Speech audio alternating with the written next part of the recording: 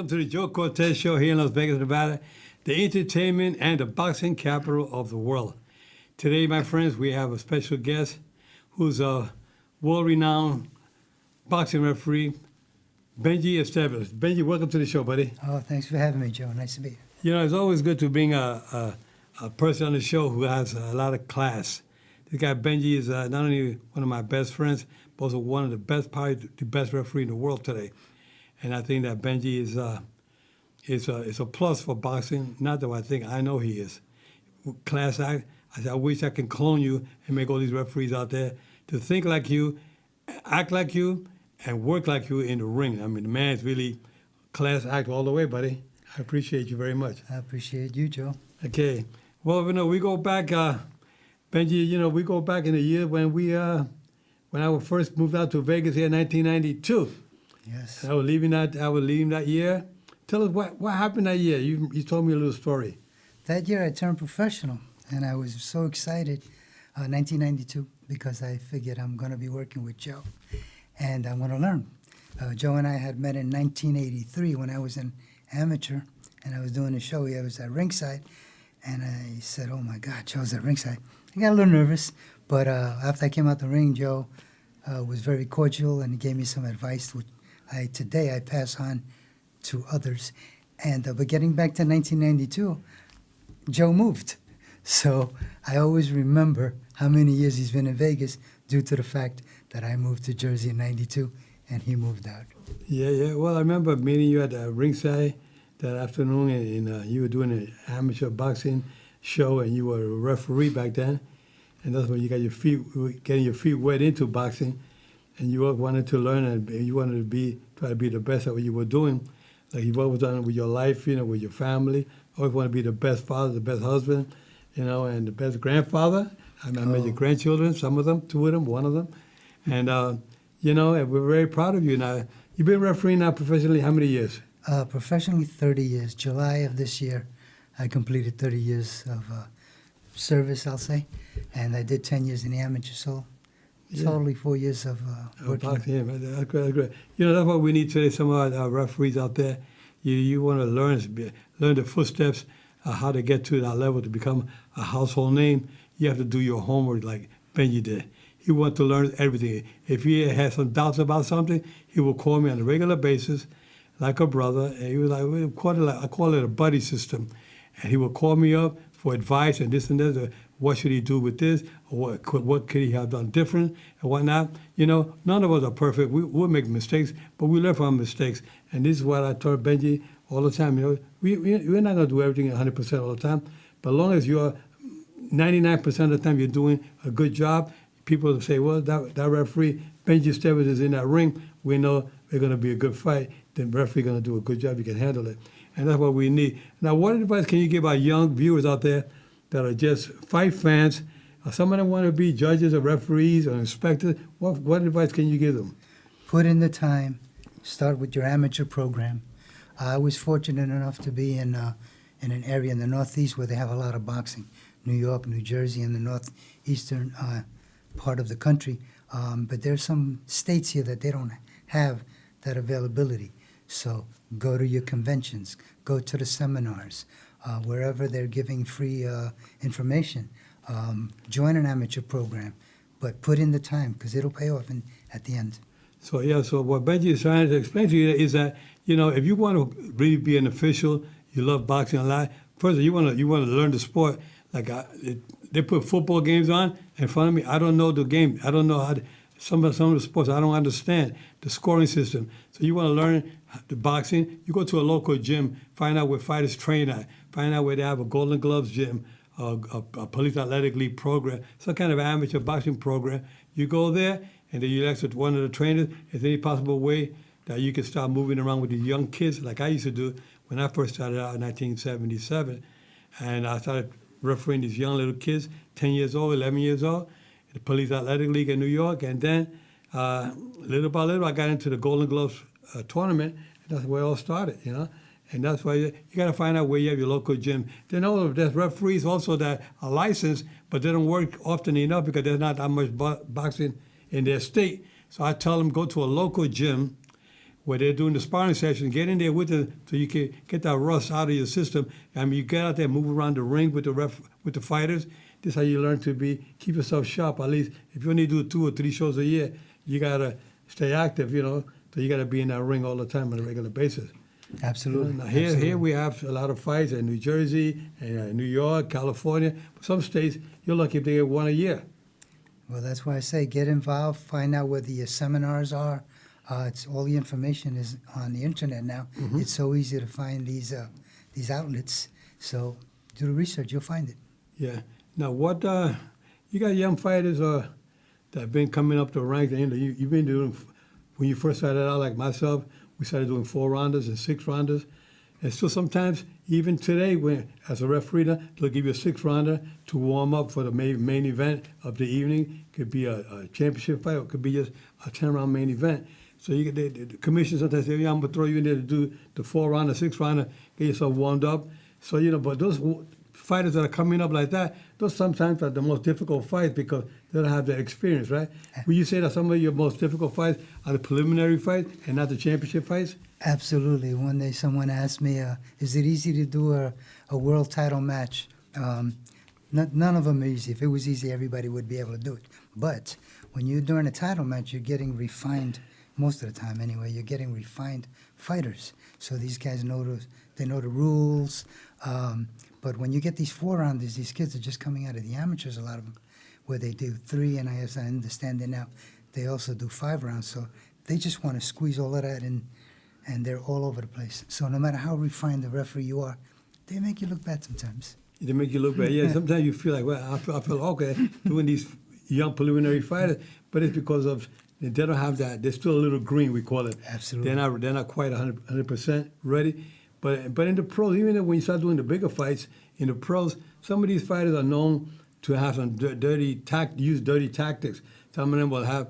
I've been in fights where fighters would intentionally headbutt the opponent. I remember even Mike Tyson's last fight, I refereed. I had to take 2 points from him for not ear biting. That was Mills Lane when he bit Holyfield's. He bit his ear off.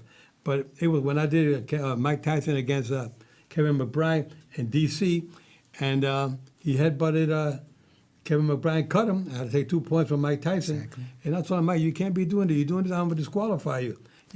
But so happened at that same round, the fight, we had to stop the fight. Mike, not that he was hurt, it was more fatigue. He had no legs. He was already finished. The guy, Kevin McBride, so tall. Kevin McBride was putting his weight on Mike Tyson. Yeah. And it took all the power away from Mike Tyson's legs. He had no legs. And at the end of the 6th round, he got pushed down. The bell sounded, and he was on the canvas. I'm standing there. I said, come on, Mike, get up. I'm not going to help him to get up. So finally, when he got up, I walked him to the corner, and former featherweight champion Jeff Fennick from Australia was his trainer for that fight. And I could see in Jeff Fennick's eyes, he's like, that's it, Joe. So I just waved it off, and that was it. That was the end of Mike Tyson's career. I got to referee Mike Tyson 8 times. But every time Mike Tyson went out there, he was ready to give you that 1-2 punch. The right one will get you one, the left one will, That's the way Mike Tyson used to fight back in those days. Very gifted fighter, gifted fighter. Now tell me, what were some of the outstanding fights that you had in your career? Some of these fans want to know a little bit more about Benjy Esteves. I'm going to go back a little bit. I had Trinidad against Whitaker, Prince Nassim against Kelly. Tell us about that Prince Nassim and Kelly fight in Madison Square Garden. Very interesting fight. That was Prince Nassim's first fight in the United States. Uh-huh. And it was exciting. You could feel it in the air. Everybody was buzzing. It was a buzz.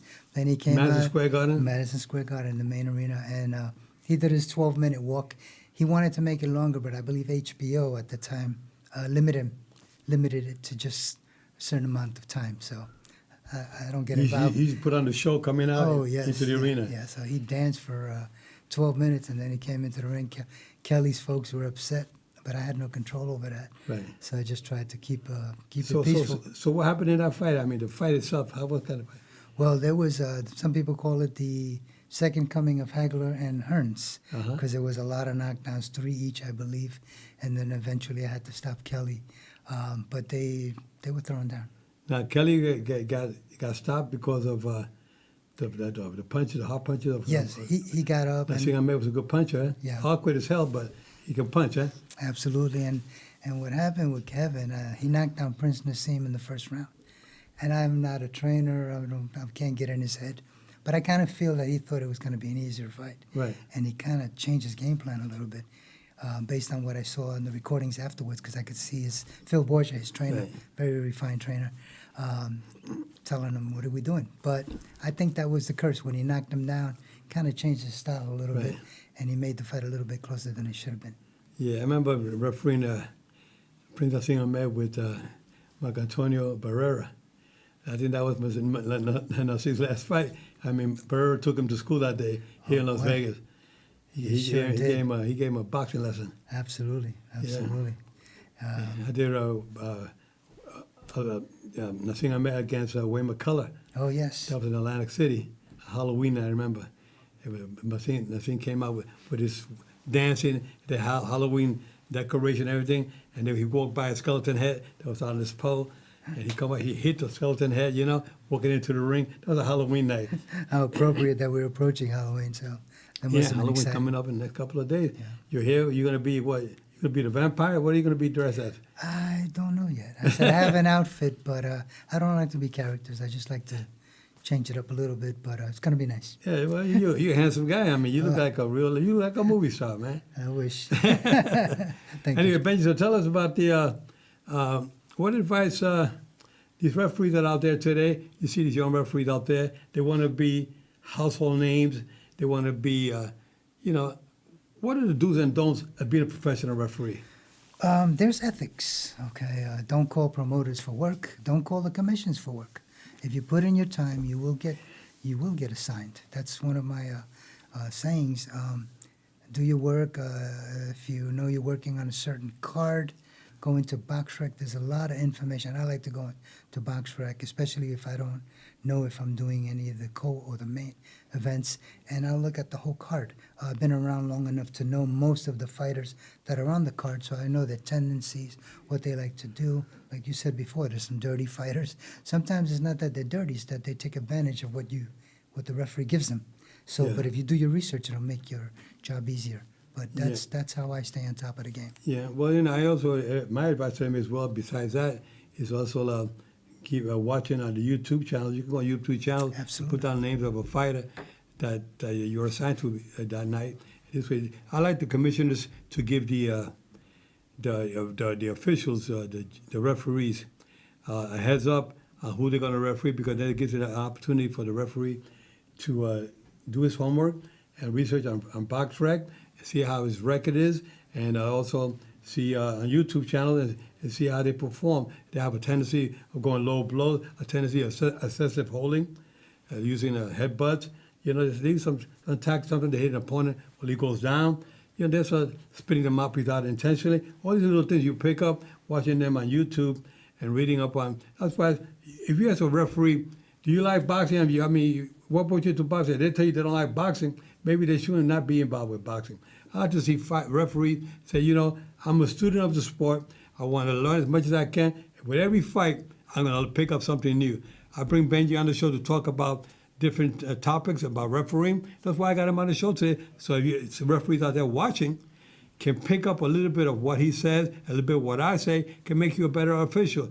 We have no ego. We try not to put anybody down. We just try to share our knowledge and wisdom to get you guys on the right track. This is the way I think about my officials and what advice I can give them. Hey man, I heard an expression once someone said that this was a hobby, and I don't agree with that. When you're responsible for the lives of two men or women, no, this is not a hobby. This is work. This is very important. Any mistakes you make, safety-wise or rule-wise, will affect income for these fighters. So no, this is not a hobby. Right. Well, some people think that boxing is you can play boxing. Boxing, you don't play boxing. You're in the hurt business, and when you're in the hurt business, I mean, it's not a game. This is like a tough man contest. I mean, I'm trying to knock your head off. You can try to knock my head off, but I'm gonna try to knock your head off first if I can. So I said, you don't play it. This is a hard sport. Absolutely. That's why your conditioning is so important, and having a good trainer, Benjy. Having a good trainer is so important because some fighters have natural skills, but you got to be sharpened up. And there's some trainers that can straighten out your skills if you're willing to learn and say, yeah, I want to be able to. A good trainer will tell me, Joe, I want you to hit and don't get hit. You know, people don't like to see you like a Mayweather. You know, he'll bang you and he'll get away. Have good defense. People don't like him that much. They want to see slug it out, toe to toe like Mickey Ward and Arturo Gatti, which you've refereed both of those fighters in the past. If you guys want to see three of the greatest fights of all time, and not necessarily, but they're championship fights. Arturo Gatti and Mickey Ward, 1, 2, and 3. You know, you ever got to referee any of those fights? I did, not those fights, but I was fortunate enough to have refereed Arturo Gatti 5 times. 5 times? 5 times, yes. Okay. And once I had the IBF match against Gabriel Relas and Lamar Hicks. I had him against Joey Gamache. I'm sorry, I can't remember the other 2 fighters, but I was fortunate enough to have ref him, and he's coming at you. Well, may he rest in peace. Arturo Gatti was a good Italian fighter, originally from Canada, right? Canada, yes. Then he moved to New York? Yes, well, he migrated down to Jersey. To Jersey? His family. Okay, to New Jersey. And the Dubas were managing him? Yes. Okay, Lou Duva and Cathy Duva. And Lou DiBella as well. And Lou DiBella was the promoter. Yeah. Yeah. And, Arturo Gatti was a hell of a fighter. But if you guys get a chance, go on YouTube. If you got some time, sit down and try to watch all 3 of them if you can. One is just as good as the other. I mean, they got better and better. Those 30 rounds that they fought were unbelievable. And they developed a camaraderie that it's unbelievable. That They became the best of friends. Gotti continued his career, and Mickey Ward was his trainer. Yes. Right? Yes. He was his trainer. Can you imagine that? Yeah. That's how close they became. They got to really love each other. And that's the way boxing is. You know, without talking to people that say, Joe, you guys, the violent sport you guys in, I said, it's not really a violent sport. It's, it's an exciting sport. I don't want to really hurt nobody when I was in there, so I try to knock them out so they don't feel no pain.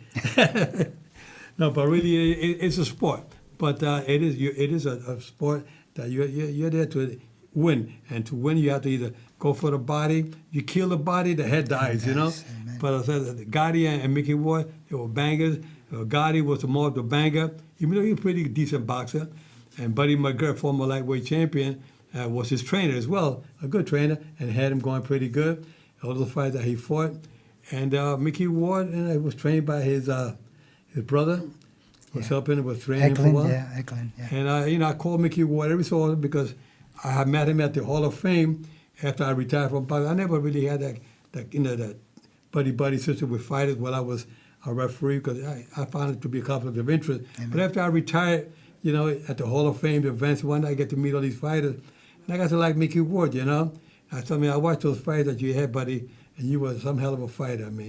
You were really a heart of a lion's heart, I would say, because the guy he would get hit, he would get a body shot, he'd go down, he'd be mad if he hit that canvas, if he with a body shot, he still would get up. And what a fight. It was just, those are some of the greatest fights I've ever seen in my life. And on top of all of that, he still has his faculties. He has his He's faculties. Healthy, thank God. He's sharp, thank God. Yeah. I'm going to have him on the show. I spoke to him about a month ago. I want to put him on the show. So you viewers out there, get ready for the very near future, in the next month or so. Mickey Ward will be talking. He lives up in Boston, and he's going to be a good one to have on the show to talk about his career. But Benjy, so what's in the future? What do you see in the horizon for you now? Benjy Esteves, a household name in the country, in the United States, and worldwide. People know you worldwide. You travel around the world doing world championship fights. And how many championship fights do you have roughly under your belt? I'm going to be honest with you. I don't count them, but it's got to be close to 100. Close to 100 world championship fights. And I've been fortunate enough. I've visited 18 different countries, and I've met a lot of good people. I've had good opportunities, and that's why I say to these officials out there, put in the work. It'll come. At the end, everything will work out. Yeah, I like watching you because, watching you move around that ring so smooth. Yeah, you're in control all the time. You're one of the referees that I like to see because when you get into that ring, I already know that prior, like you fans don't know, that prior to the fight, there's pre-fight instructions that are given to the fighters back in the dressing room, and that's where you take control, giving them the instruction that you rest them up on them, read up on their history, what the head buzz or low blow, excessive holding. So you know all of that going in. So when you address them with the rules, you know specifically what you're going to be very strict about. The low blows. You continue with low blows, it'll be pointed ducks, you may be disqualified. They'll punch you behind the head. You see a lot of fighters hitting behind the head. But you know it's one of the most dangerous areas to get hit. And some of these fighters continue to do that. And now the referees, right off the back, they say, I gave you the warning in the dressing room. I'll tell some of the referees, take the point right off the back. As soon as he does it the first time, take a point. Because you already gave him the rule. Hit a guy behind the head, that's dangerous. Yeah. Now, sometimes the fighters that get hit behind the head contributed to it, because there's no way that I can throw a straight punch and hit you in the back of the head unless you're causing it yourself. Yes, you're giving it to me. Yeah. But when they're in the clinches and you see them reaching behind the head, that's usually when that's when it's most flagrant. Yeah, it's a flagrant foul. Yes. So there are fouls that accidental maybe. They say accidental foul, but that's what we call them. But then there's intentional fouls, and that's where we really have to get it real straight. Intentional fouls, there are no warnings for intentional fouls.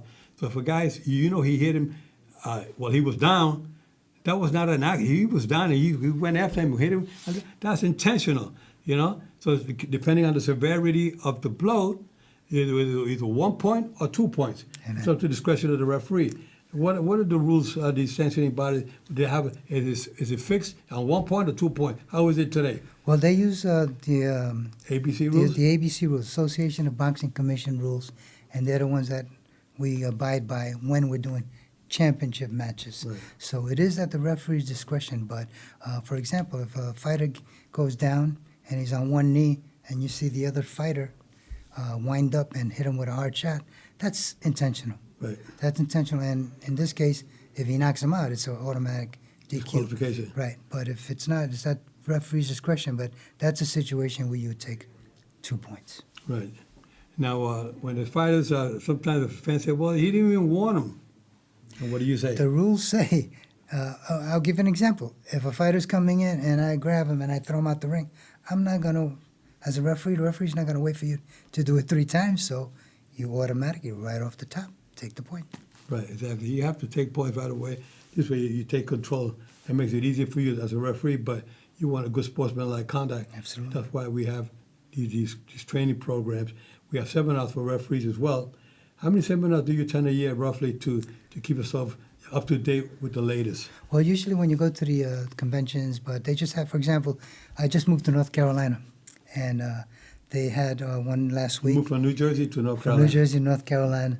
So I got a chance to meet the commission out there, and they just had their first seminar, which was conducted by Jack Reese and Steve Weisfeld on the judges portion, and it was pretty informative. So that's what I do till I can stay on top of the game. Jack Reese from California and Steve Weisfeld from New Jersey. New Jersey. Yes. 2 top officials.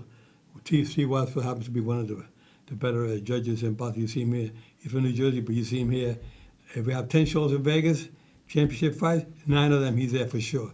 Well deserved too. Exactly. He's well deserved a judge. Then Jack Reese from California, household name, world-renowned referee, does a great job. And I love the way he gives seminars. He gives a nice training seminars to officials, and he's the other thing he's lacking is Jack. Habla más español.